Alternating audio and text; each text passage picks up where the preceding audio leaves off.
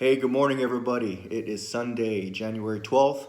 I wanted to give you guys an update. As of now, my Amazon Seller Central access has been approved. I'm all greened up and I'm clear. So after my latest video submission yesterday, I received an email saying, hey, you need to double check and verify a few things. It wasn't a rejection. I logged in and steps 1 through 5 were greened up, and it said welcome to North America marketplaces. I had to do the two-step authentication.